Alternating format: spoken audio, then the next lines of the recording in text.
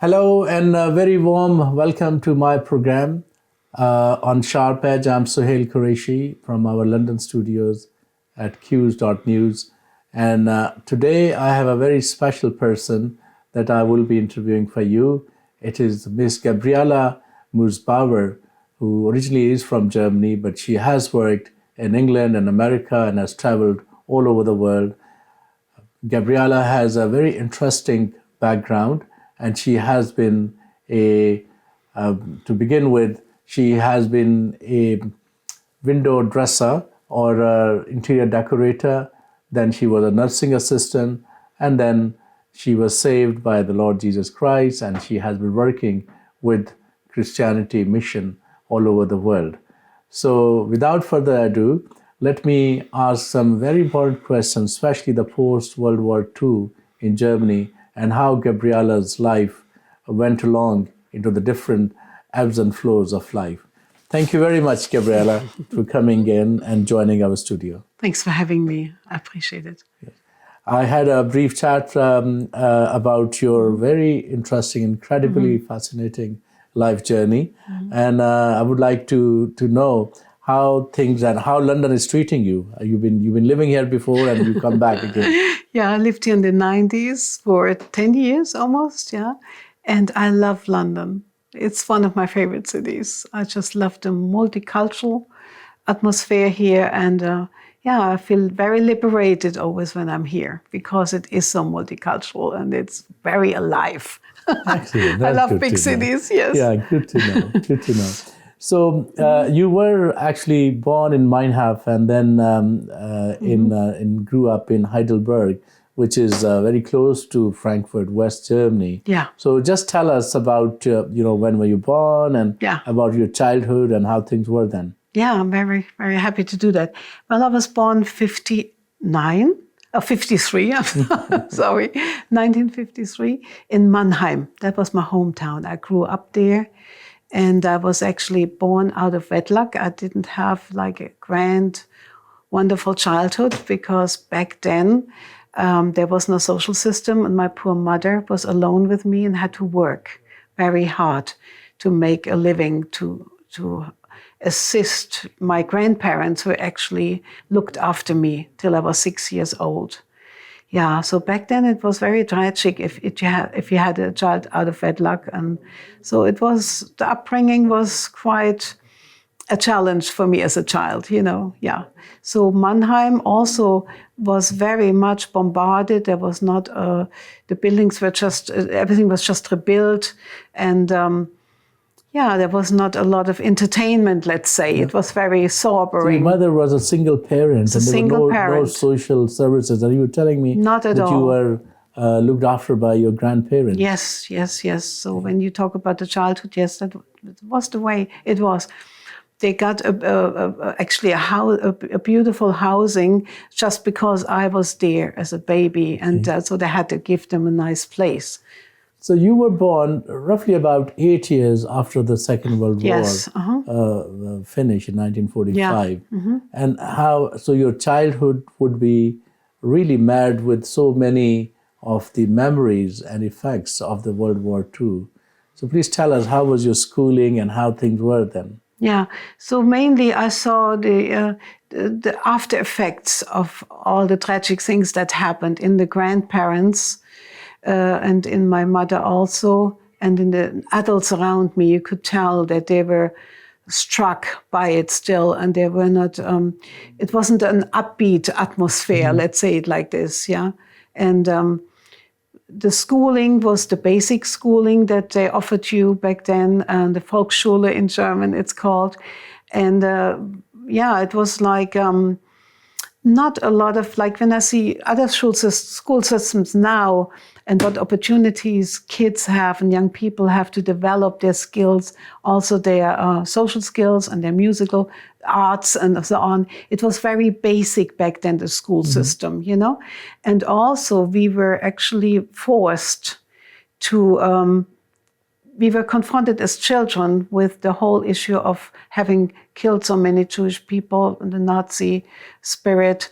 And we had to watch videos, actually. They made us watch videos about the horrible things that we did as Germans, which was natürlich, was for a child already a start in their lives of shame and doubting and what really happened, and not the best thing to do for children, with children. I'm really sorry to hear that. So just let me clarify it. Yeah. So you as a child, or you as children, by the government, you were forced to watch the movies, the horrors of the World War II, especially the Nazis, what they did to the rest of the world, and especially the tragic Holocaust to the Jewish people. We actually watched videos inside the camp, how, the dead people got piled up, and that's traumatic for a child, So I must say that this is one of the most tragic phases of the world history. The population of the world was about 2.3 billion at the time, and roughly about 60 million people died. Both military and civilian. Another about 20 million died of war-related issues in the next 10, 15 years. Wow, It was catastrophic. And also for Germany. About the estimate is about 6.6 to 8.8 million Germans died of a total population of about 70 million. So that's pretty much about 12, 13% of the population. Is that, I mean, then the complete devastation, especially the Dresden, Berlin. Frankfurt, Berlin. And how was it then, and comparing to now what you see, Germany? Well, I'm very, very proud, I have to say, of this generation of especially the women, because the women were left without men. They had to stand on their own feet. And I just can recall from history, from what I've heard, from people directly actually were involved in that time, practically to rebuild the city. Like Berlin, my hometown Mannheim was completely bombarded, and my grandfather lived with his children, my mother and the two brothers, in a little hut on the garden. They had a little piece of garden, and that little hut was still standing. So that's how they started again. It's hard to believe, isn't it? But they did, And so Berlin was completely bombarded also, and the women actually decided, it was not clear, can we rebuild this city? That's how traumatic it was. And the women decided, yes, we can. Isn't that amazing? Because many men died. So you see those pictures in movies, maybe you've seen it on the news, of the brick ladies. So they would stand in long queues and take one brick after the other.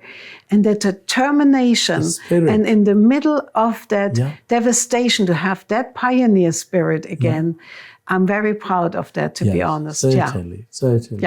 And it was not easy for the German nation. And majority of them really probably didn't really know what was going on because it wasn't really mass media. And the way Hitler and Nazis, they wove their tapestry of lies and a very delusional, merciless oppression against others. About, as I said, about 8.8 million Germans' death, and the deaths of USSR or Russia, for that matter, you'll be surprised to know, it was 3 times that. 27 million Russians died. And it was the war that really should have brought peace to the rest of the world. But you just mentioned that there was a shame and guilt in the German people because Germans were found to be the aggressor who started the war. And there was a lot of reparation the Germans people had to pay, and they still probably continue the effect of that. How was the economy at that time as a child growing up, in terms of the ordinary people's life, and how bad it was? Well, I would start with my mom, who was actually in the middle of still the shackles of everything. And she said, as children, they played with the bombs have the little shells, so they played with them, who has the biggest one, and exchanged, so children make always something out of nothing. And she was actually saving her own family from getting bombarded. As a child, she felt suddenly, quick, let's go to another building. Intuitive, isn't that interesting? And the bomb just went right in there, right beside them, and destroyed everything. So my grandmother would have died.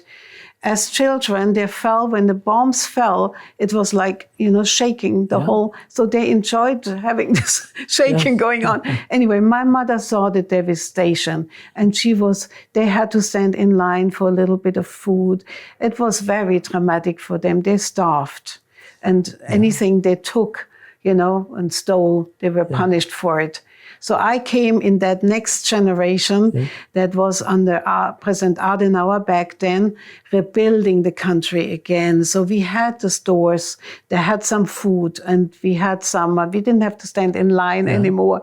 So I came in at that time. Well, it's astonishing that how within 20, 30 years or 40 years for that matter, that the Germany stood on its feet again.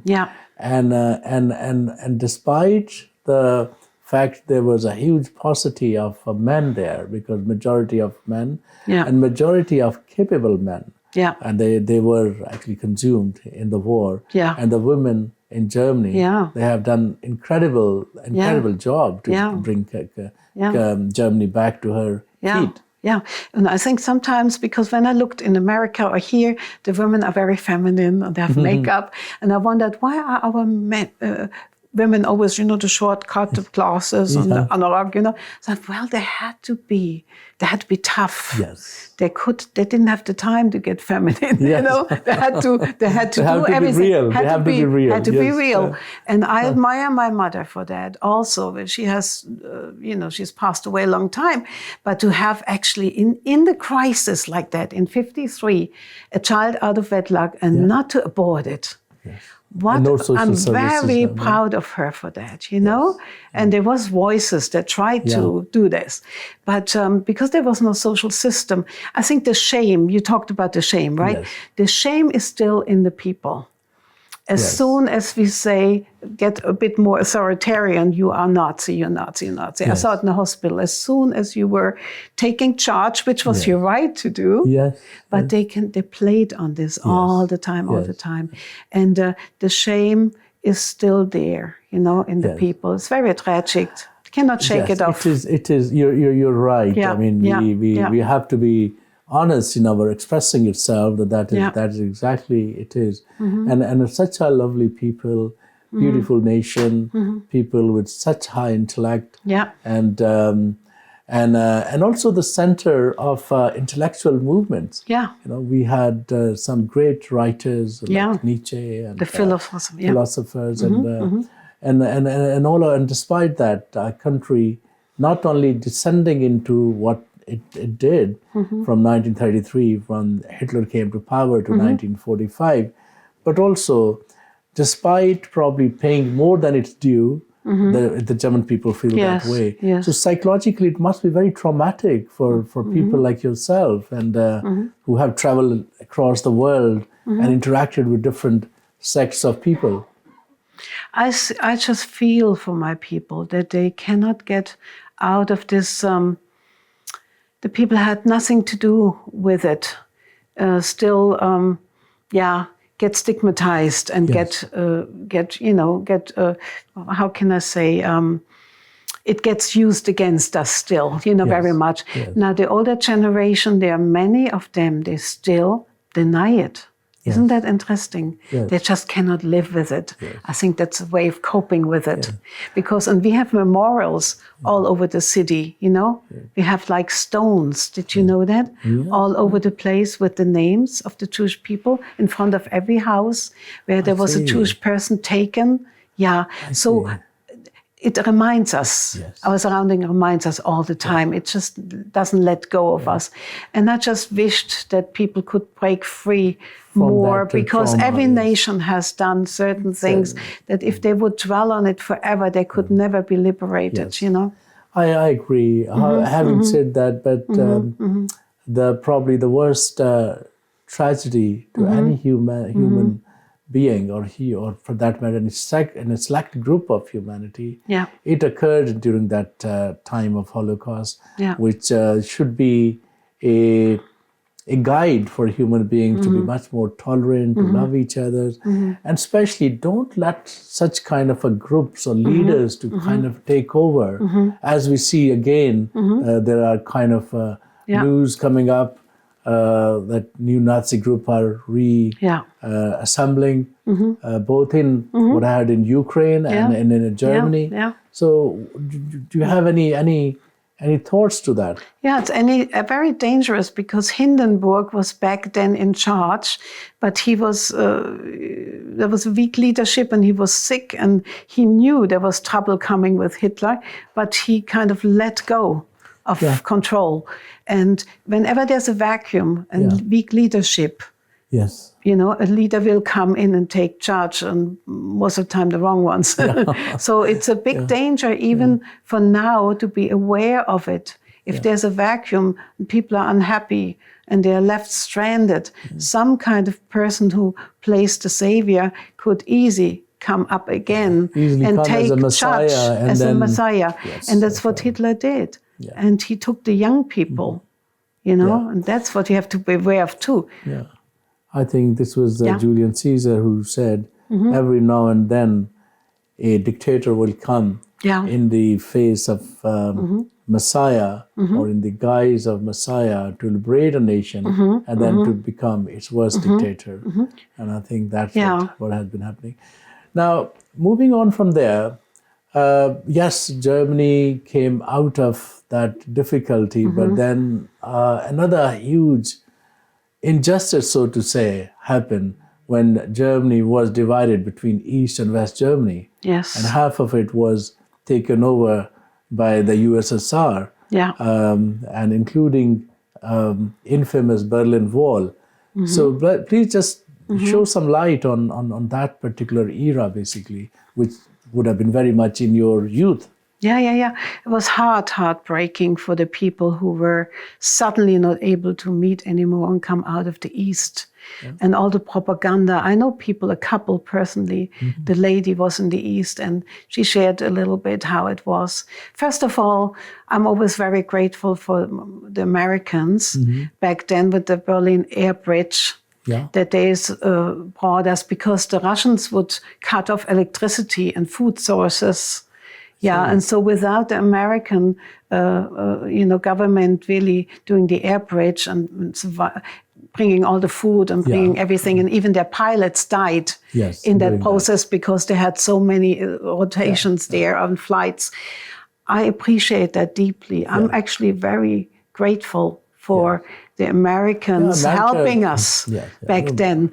And we would not have survived without the help. You know, we can be as confident as we want to be now. But back then we needed help. So in 1989, I think it was, the Berlin Wall. Was it 1989 the Berlin Wall came down? Or probably 1988 or 1992, one of the... I apologize, I can't... I think a little earlier, 1989. I'm sorry, I'm just at the moment a little blank. We'll figure it out, yes. Or our audience will figure it out.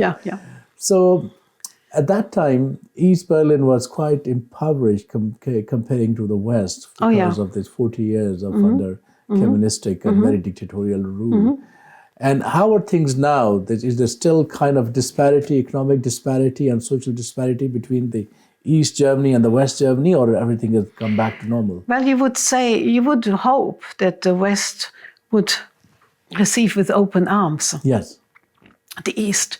But what happened was, sure, the families, they were reunited, they were very happy, but generally it meant you have to actually share your cake now. You have to share your bacon now. And it means the streets over in East Berlin, are nicer than the ones in West Berlin. So they invested a lot in restoring the East, which is wonderful. But in a way, the Western people resisted that because they felt now we are neglected, you know. But all those years of suffering over there, I never understood that attitude of the West. The people had to go through a lot. Can I share about that a little bit? Yes, I have friends that said, if you wanted to study, it was impossible. You had to be in the political party, the Communist Party. You had to know people. Maybe you could study. If you wanted to have a profession, a certain profession, they said, sorry, but we don't need, let's say, a butcher, we need a tailor. So you're going to do this. Isn't that amazing? So they said, we have secured jobs for you, sure, but not in liberty. And also, they also had this propaganda non-stop against the West, how evil we are, and this and that and the other, and all that kind of thing. They had to live under that for so many years. Deprived. Yeah, it is. It is. It's unbelievable that how one human being can be so cruel to other under one type of mindset or another. Yeah. But that is it. So then you studied in Heidelberg, and after school, and then there was a very famous or infamous or popular at the time hippie movements that you joined. So that's very interesting. I mean, the hippie movement was rock and roll and drugs and sex, dare I say. Yeah. So it was kind of a post World War II and then post Vietnam War rebellious movement of the youth. So you were born in 1953. So it started mostly in 1965 and onward. Right. So you would be very much in your teens. So please tell us how it was like. Yeah. First of all, I want to say lots of the ladies for sure wanted to marry American man. Yes. And have the American dream fulfilled. Yes, so all those ladies, they lined up, where the clubs were and the army bases were. And many got married and came over there to come back over here because it wasn't the American dream after all. It got a wonderful picture painted, but many marriages were happy too. Yes. So we always looked up to the Americans to liberate our soul, our spirit. That we saw. My mother shared. My goodness, she worked for them. In a place, and she did a mistake, and they said, "No problem, sweetheart, no problem."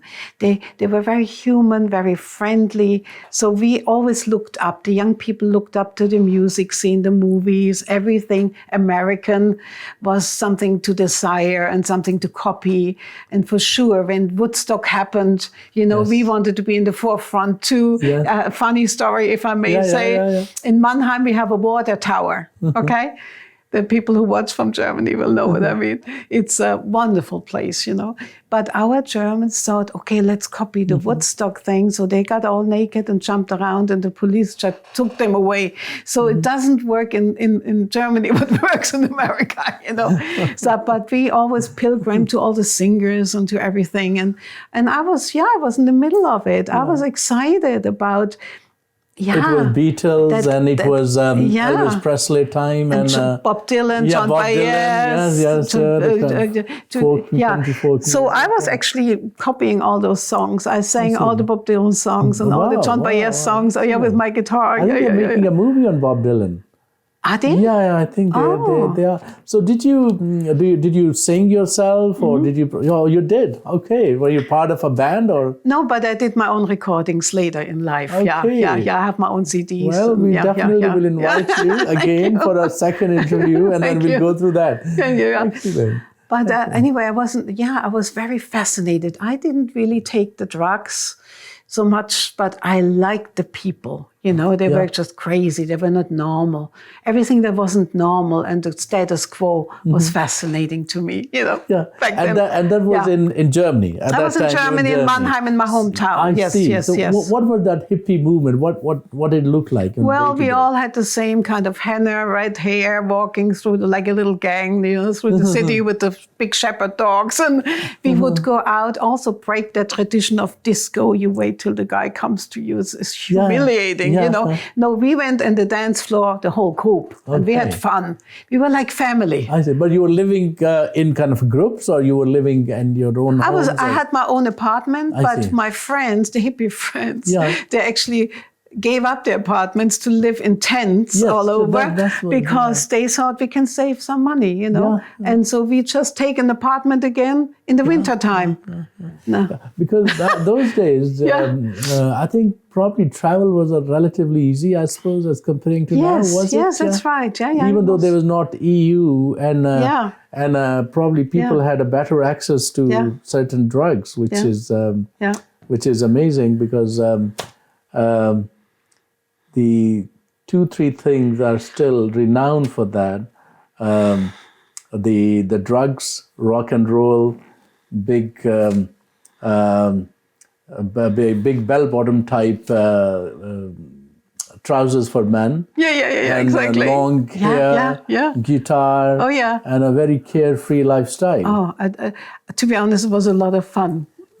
Apart from the drugs that destroyed my friends, and one time almost destroyed me. One time I tried something, it was not a good experience, so I left it alone after that, you know, which was good. But I'm glad that the youth of that time, they just kind of come over.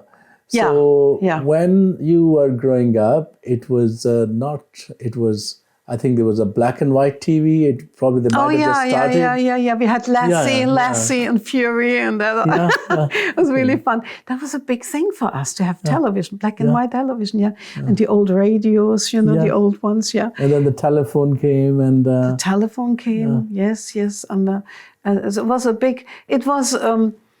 When I was, you know, could think, not when I was born, but when I was like a child, I felt like more of that revived spirit again. Okay. So that oppression was fading out, at least for a while, you know, while the country was rebuilding and they had enough food suddenly and all that, you know. So I was not starving. And it was more like becoming more and more democratic.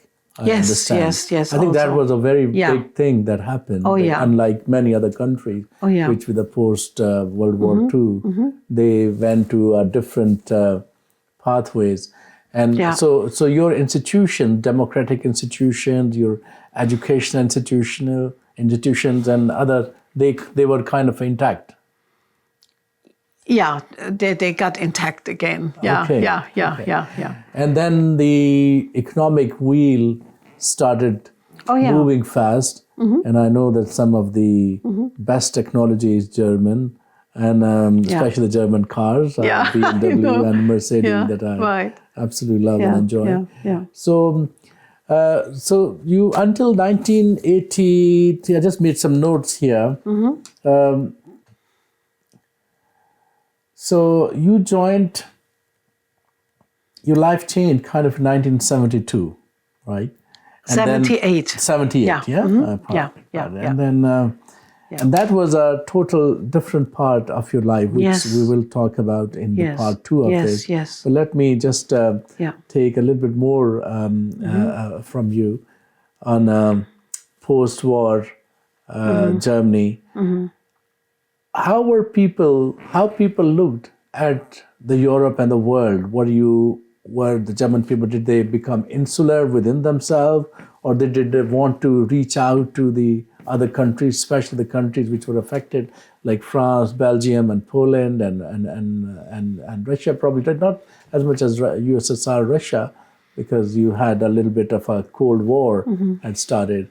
But how were your relationship with Germany, with the other neighboring countries? I would say the question the other way around. How was their relationship with us? You know, because like I remember I had a boyfriend from Belgium, and they would treat me with a lot of hatred and with a lot of resentment because we marched right through. We marched right through Poland. So Belgium, and I went to France. You know, and this is you know, one of the offensive. So I think we were quite passive and withdrawn, not because we were just happy that we were. You know what I mean? We were seen still as the people that damaged their countries and marched in and took their liberty away and drawn them into this. So I think we personally, I mean, as far as I know, did not do any maneuvering to reach out to other countries or help or assist. We weren't able, you know. political views of other countries. I think we were so busy with ourselves. I just know there was a lot of backlash from the other countries towards us. I felt that personally in Belgium, and I know from other people. Except the Americans. The Americans, I have to say, always were had a different attitude and more of a. Generally American people are very friendly and they're very open, and I think one of the reasons is that they are not close to the nitty-gritty of Europe or European powers, politics for that matter. Right. So maybe, I am fascinated by your account, what you have been telling me, and the difficulties and challenges that you have. But you have a very pleasant personality, and Thank you. With a smile, as they say, a smile is a first step towards peace. So, wonderful. So just tell us that how have you been able to keep yourself so positive, so loving, so really hopeful for the future? Yeah.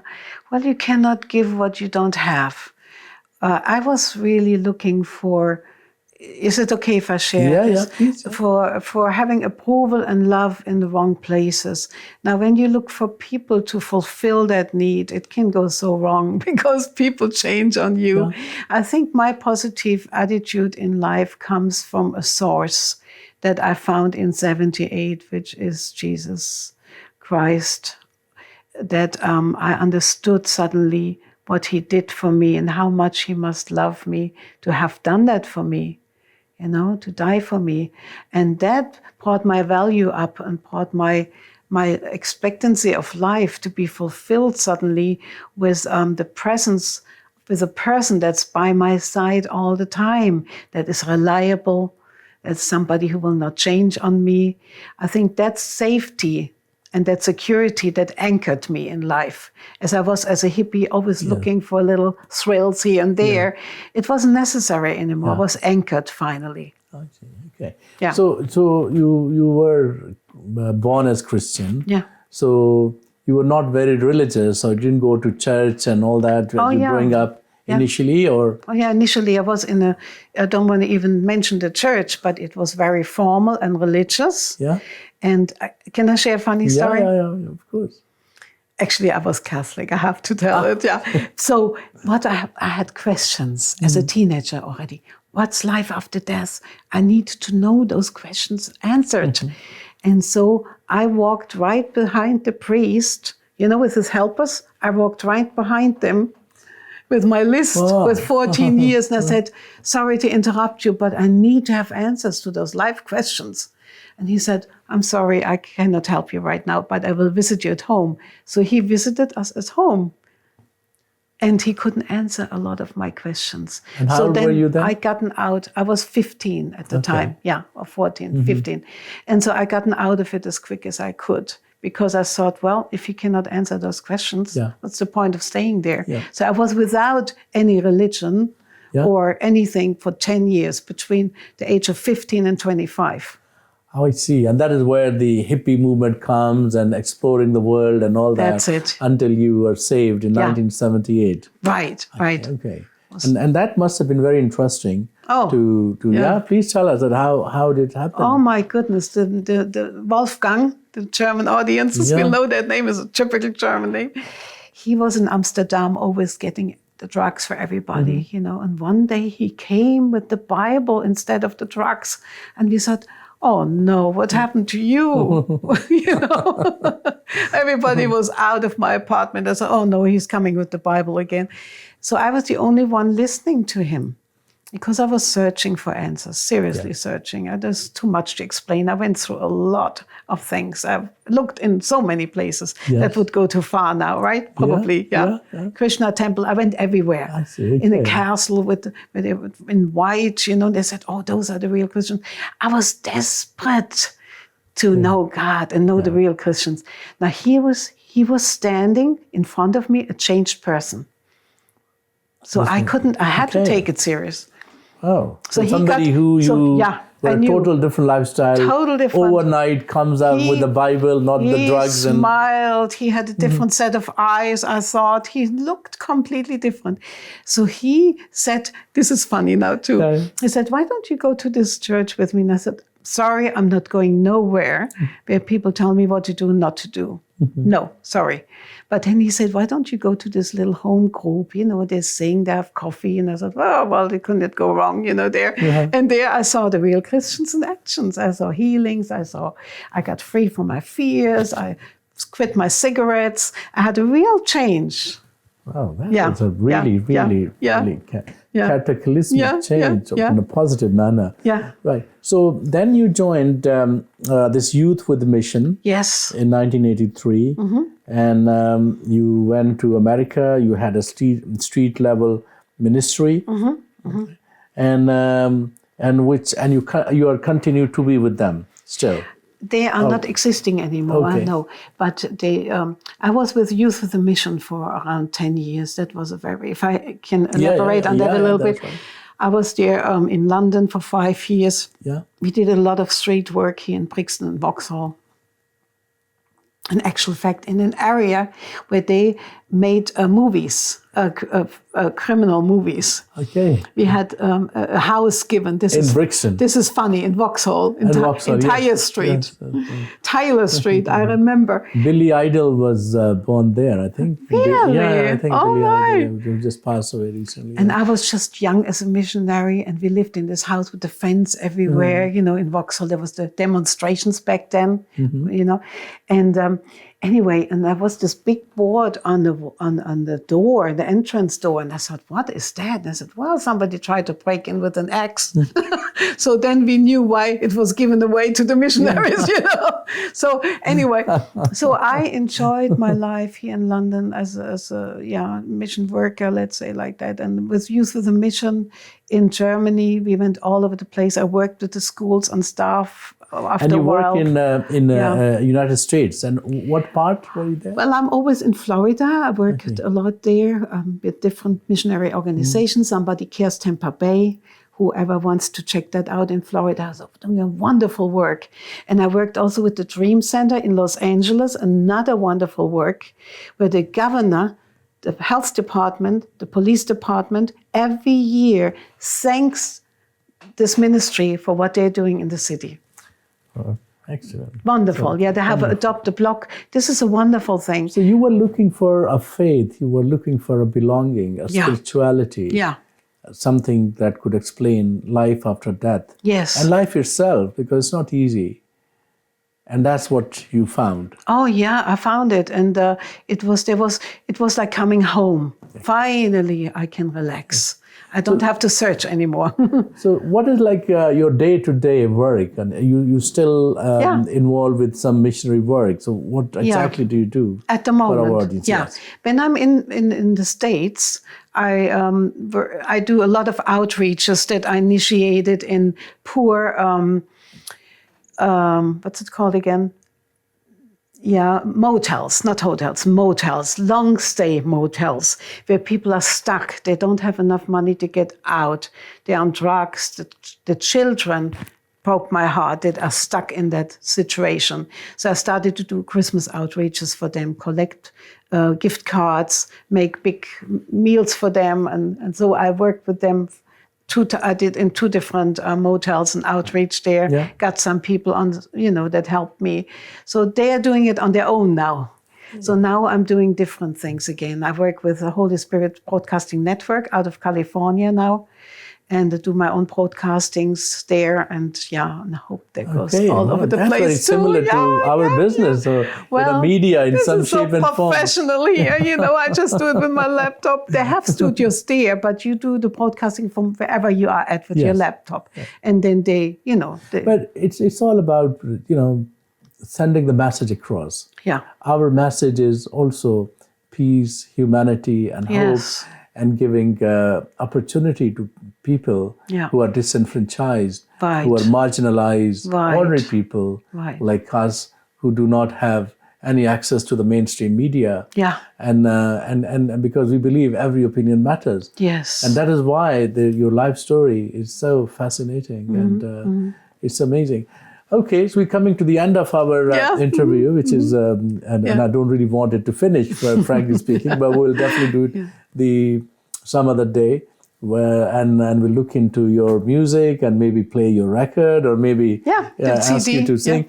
But just one last question: how do you find London now to the first time you came here? And when was the first time you visited London? I was in London the first time in '88. Okay. So that is pretty much 46 years ago. So it's a long time ago. Long time. Yeah, long time ago. So what difference do you see now? And please be frank. And no. I just wonder.